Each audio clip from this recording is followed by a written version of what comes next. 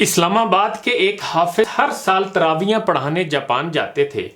ایک دفعہ انہوں نے بتایا کہ ماہ رمضان کی آمد پر جاپان میں کام کرنے والی ایک اسلامی تنظیم نے سوچا کہ جاپانیوں کو دین کی دعوت دیں، لیکن پھر وہ خود مشکل میں پڑ گئے کہ جاپانیوں کو کس طرح دعوت دیں اور کس طرح سمجھائیں کہ دین اسلام میں داخل ہو کر انسان کے تمام اعمال و معاملات نیک، اچھے اور درست ہو جاتے ہیں۔ جاپانیوں کے تو بہت سے دنیاوی اعمال و معاملات مسلمانوں سے کہیں بہتر ہیں۔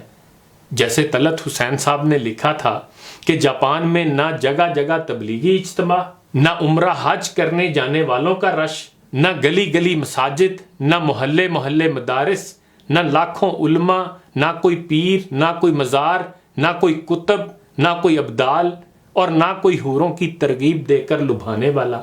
پھر بھی ان سب کے بغیر جاپان جنت نظیر۔ جاپان میں پچھلے 30 سال میں چوری نہیں ہوئی، نہ کوئی قتل ہوا، کوئی بھوکا نہیں سوتا۔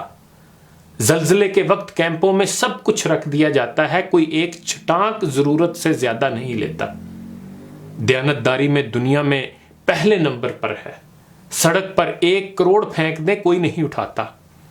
آپ کندھا ماریں، سامنے والا معذرت کرتا دکھائی دے گا۔ ترقی اور ٹیکنالوجی میں دنیا سے 10 سال آگے جیتے ہیں۔ کام اتنا کرتے ہیں کہ وزیر اعظم ہاتھ جوڑ کے آرام کے مشورے دے۔ سگریٹ کی راکھ جھاڑنے کی ڈبیا جیب میں۔ صفائی اتنی کہ سڑکوں میں منہ نظر آئے۔ پابندی وقت اتنی کہ 5 منٹ ٹرین لیٹ ہو جانے پر پوری کمپنی بند۔ اخلاق اتنا بلند آپ حیرت سے منہ تکتے رہ جائیں۔ اخلاص، مہمان نوازی اور ثقافت کمال۔ چاول کی فصل مرغوب غذا۔ ایک دفعہ قحط پڑا تو 30 سال کا ایسا ذخیرہ کیا کہ دنیا سے چاول نایاب ہو جائیں لیکن ان کا ذخیرہ ختم نہ ہو۔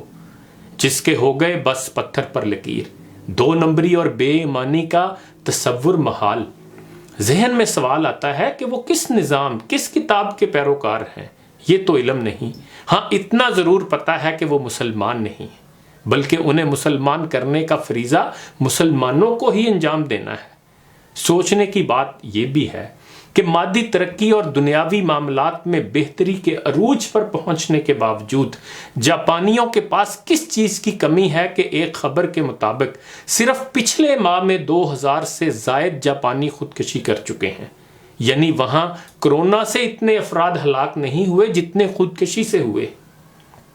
کیا اس کا مطلب یہ نہیں کہ وہ دلوں کو اطمینان اور روح کو خوشی دینے والے اللہ کے ذکر سے محروم ہیں؟ روحانیت ہی میں اصل سکون و اطمینان ہے اور اس کی طرف مسلمان ہی انہیں لا سکتے ہیں، لیکن اس کے لیے مسلمانوں کو پہلے خود اپنے باطن اور ظاہر دونوں کو نبی کریم صلی اللہ علیہ وآلہ وسلم کی سیرت کے مطابق ڈھالنا ہوگا۔ کبھی تو ایسا لگتا ہے کہ جیسے غیر اقوام نے سیرت کو اپنا رکھا ہے، جبکہ مسلمان بظاہر تو رسول کریم صلی اللہ علیہ وآلہ وسلم کی محبت کا دم بھرتے ہیں، لیکن در حقیقت انہیں نبی کریم صلی اللہ علیہ وآلہ وسلم کی پاکیزہ تعلیمات پر عمل کرنے سے کوئی غرض نہیں ہے۔ کبھی تو لگتا ہے کہ ہم مسلمانوں کے اذہان میں یہ بات سرایت کر چکی ہے کہ ہم جو مرضی کریں، نبی کریم صلی اللہ علیہ وآلہ وسلم کی شفاعت کا شرف ہمیں حاصل ہو جائے گا، اس لیے کہ ہم کلمہ پڑھتے ہیں، چاہے نیکی، راست بازی اور تقوی کی راہوں پر گامزن ہوں یا نہ ہوں۔ بے شک دوسروں کا حق مارتے رہیں، یتیموں کا مال کھاتے رہیں، معصوم بچوں سے زیادتیاں بھی کرتے رہیں، رشوت لیتے اور دیتے رہیں، حلال اور حرام میں فرق بھول جائیں اور کھانے پینے کی چیزوں میں ملاوٹ بھی کرتے رہیں، حتیٰ کہ جان بچانے والی ادویات میں بھی ملاوٹ کرتے ہوں، اور پھر ان سب 2 نمبریوں کے نتیجے میں روئے زمین پر پاسپورٹ آخری نمبروں پر آ جائیں تو آخرت میں کیسے پہلے نمبر پر آئیں گے جب تمام برائیاں ہماری جیب میں ہوں گی؟ اقبال نے بھی ہماری تصویر کشی ٹھیک ہی کی تھی۔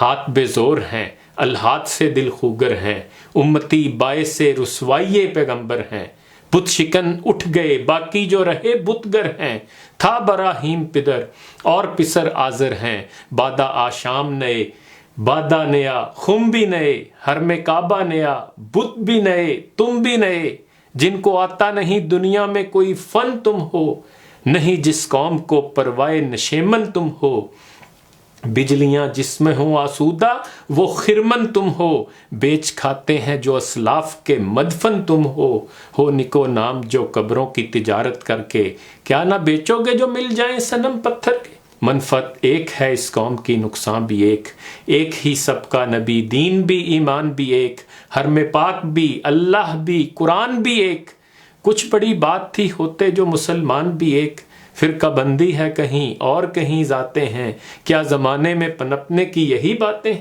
کون ہے تارک آئین رسول مختار، مصلحت وقت کی ہے کس کے عمل کا معیار، کس کی آنکھوں میں سمایا ہے شعار اغیار، ہو گئی کس کی نگاہ طرز سلف سے بیزار، قلب میں سوز نہیں روح میں احساس نہیں، کچھ بھی پیغام محمد کا تمہیں پاس نہیں، شور ہے ہو گئے دنیا سے مسلمان نابود، ہم یہ کہتے ہیں کہ تھے بھی کہیں مسلم موجود، وضع میں تم ہو نصارہ تو تمدن میں حنود، یہ مسلمان ہیں جنہیں دیکھ کے شرمائیں یہود، یوں تو سید بھی ہو مرزا بھی ہو افغان بھی ہو، تم سبھی کچھ ہو بتاؤ تو مسلمان بھی ہو۔